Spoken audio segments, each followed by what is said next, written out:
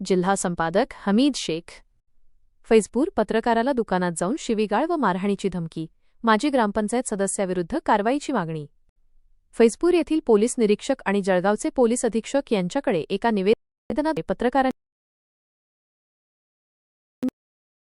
गाळ, मारहाण आणि जीवे मारण्याची धमकी देणाऱ्या व्यक्तीवर कठोर कारवाई। नगरदेवळा येथील वृत्तप्रभात या सोशल मीडिया ग्रुपवर 29 मार्च 2026 रोजी माजी ग्रामपंचायत सदस्य विनोद परदेशी यांनी पत्रकारांविषयी बदनामीकारक मजकूर आणि ऑडिओ क्लिप प्रसारित केली होती। या प्रकरणाचा जाब विचारण्यासाठी ग्रुप ॲडमिन पत्रकार जावेद शहा यांनी विनोद परदेशी यांना संपर्क साधला असता त्यांनी कोणतीही दखल घेतली नाही। उलट विनोद परदेशी यांनी जावेद शहा यांच्या मालकीच्या अशोक मेडिकल अँड जनरल स्टोअर्समध्ये जाऊन मला फोन का केला असे म्हणत त्यांना अश्लील भाषेत शिवीगाळ केली। यावेळी उपस्थित नागरिकांच्या समोर विनोद परदेशी यांनी पत्रकारांना मारहाण करण्याचा प्रयत्न केला आणि जीवे मारण्याची धमकी दिली। घटनेची माहिती मिळताच पोलीस कॉन्स्टेबल दिनेश पाटील यांनी परदेशी यांना समज देण्याचा प्रयत्न केला, परंतु काही वेळातच पुन्हा दुकानावर येऊन त्यांनी माझ्यावर आधीच कलम 354 दाखल आहे, पोलिसांनी माझे काहीही वाकडे केले नाही असे म्हणत उद्धटपणे वर्तन केले। सोशल मीडियाच्या माध्यमातून खोटे आणि दिशाभूल करणारे संदेश पसरवून पत्रकारांची प्रतिमा मलिन केल्याचा आरोपही या निवेदनात करण्यात आला आहे। या गंभीर प्रकारामुळे पत्रकारांमध्ये संतापाचे वातावरण असून संबंधित व्यक्तीवर पत्रकार संरक्षण कायद्याअंतर्गत तात्काळ गुन्हा दाखल करून कारवाई करावी अशी विनंती शेख नझीर, शेख बशीर, शेख अलीम, शेख अयाज, मनीष उमाकांत परदेशी आणि मलाफ शब्बीर, मलफ साबीर या पत्रकारांनी केली आहे। आज आम्ही माननीय तहसीलदार साहेब चोपडा यांच्या कार्यालयामध्ये उपस्थित आहोत। आम्ही माननीय तहसीलदार साहेब यांच्या माध्यमातून जळगाव जिल्हाधिकारी कार्यालय, त्याचबरोबर चोपडा पोलीस निरीक्षक साहेब यांच्या माध्यमातून पोलीस अधीक्षक साहेब जळगाव यांना निवेदन सादर केलेलं आहे। विषय असा आहे की 2 दिवस अगोदर आमच्या नगरदेवळ्याचे वृत्तप्रभातचे प्रतिनिधी जावेद शहा यांना एका स्थानिक माजी ग्रामपंचायत सदस्याने तिथे अरेरावी केली, शिवीगाळ केली, दमदाटी केली। त्याचा निषेध करत आम्ही पूर्ण तालुक्यामध्ये, पूर्ण जिल्ह्यामध्ये ज्या ज्या ठिकाणी आमचे प्रतिनिधी आहेत, तालुका प्रतिनिधी, त्यांच्या माध्यमातून माननीय जिल्हाधिकारी साहेब आणि पोलीस अधीक्षक साहेब यांना निवेदन सादर करत आहोत।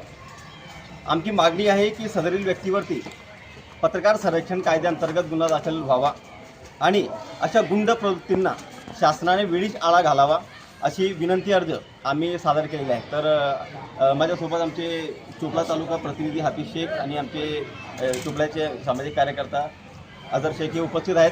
तर पोलीस निरीक्षक साहेब यांच्या माध्यमातून पोलीस अधीक्षक साहेब जळगाव आणि चोपडा तहसीलदार साहेब यांच्या माध्यमातून जिल्हाधिकारी कार्यालय, जिल्हाधिकारी साहेब यांना निवेदन देण्यात आलेलं आहे की सदर माजी ग्रामपंचायत सदस्य विनोद सिंग परदेशी याच्यावरती कठोरात कठोर कारवाई करण्यात यावी, जेणेकरून पुढे कुणीही असं पत्रकारांशी असं गैरवर्तन करणार नाही आणि पत्रकारांची ना शिवीगाळ करून त्यांची मानहानी करणार नाही,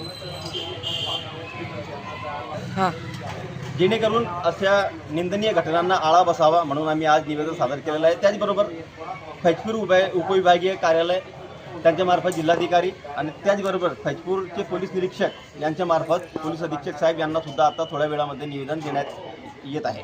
मी फारुख शनोमानी, संपादक वृत्तप्रभात। आप देख रहे हैं न्यूज़ एनी टाइम और हमारा जो यहाँ पर आने का जो मकसद है और जो यहाँ पर हमने आज निवेदन दिए प्रांत अधिकारी कार्यालय के अंदर, तो इस मौके पर इस संदर्भ के अंदर दिए कि नगर देवला के अंदर हमारे पत्रकार को एक माजी ग्राम पंचायत सदस्य हमारे पत्रकार की दुकान पर जाकर उसको धमकियाँ वगैरह देता है और उसको अपशब्द बोलता है।